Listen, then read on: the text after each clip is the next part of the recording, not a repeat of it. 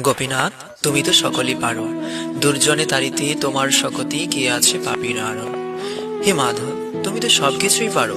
তুমি তো পারো আমাকে মায়া থেকে উদ্ধার করে তোমার শ্রীচরণ কমলে ঠাঁই দিতে। কত জনকে এভাবে তুমি উদ্ধার করেছো, কিন্তু আমি যে মহাপাপী গো মাধব। তাই বুঝি তুমি তোমার শ্রীচরণে নিয়ে যাচ্ছ না?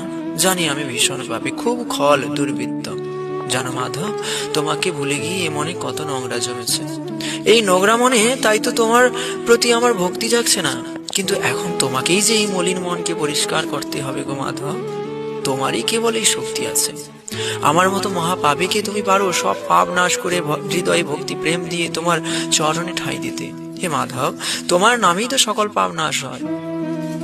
বর্তমানস্তু যৎ পাপম যৎ ভূতম যৎ ভবিষ্যতি তৎসর্বম নির্দত্যাসু গোবিন্দ না হলে কীর্তনাথ।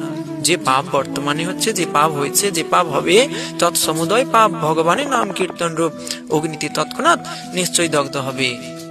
হে মাধব, কৃপা করো, তোমার নাম যেন অন্তরে প্রবেশ করে, এই অন্তরে যেন প্রবেশ করে গো গোপীনাথ। তুমি কৃপা পারাবার জীবের কারণে আসিয়া প্রপঞ্চে লীলা কইলে সুবিস্তার।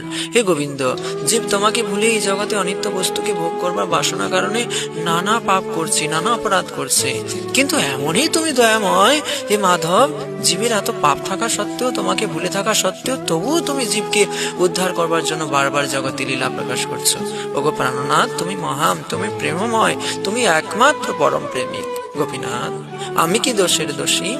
অসুর সকল পাইল চরণ, বিনত থাকিল বসি। হে গোবিন্দ, কত পাপী, কত পাপী তাপিকে তুমি উদ্ধার করলে। আমি জানি আমি মহাপাপী, কিন্তু তুমি তাদেরকে উদ্ধার করেছো, মানে আমাকে উদ্ধার করতে হবে। এটাই তোমার শ্রীচরণ কমলে আমার প্রার্থনা গো। তোমার চরণে ফিরে যেতে চাই। বলো, এতে আমার কি দোষ? আমি তো তোমারই, তুমি আমারই। আমি হাজার পাপ করেছিও, তবুও তোমাকে পাওয়ার জন্য তোমার অপেক্ষায় বসে রবো, যতদিন না তুমি এসে তোমার চরণ কমলে ঠাঁই দিচ্ছ।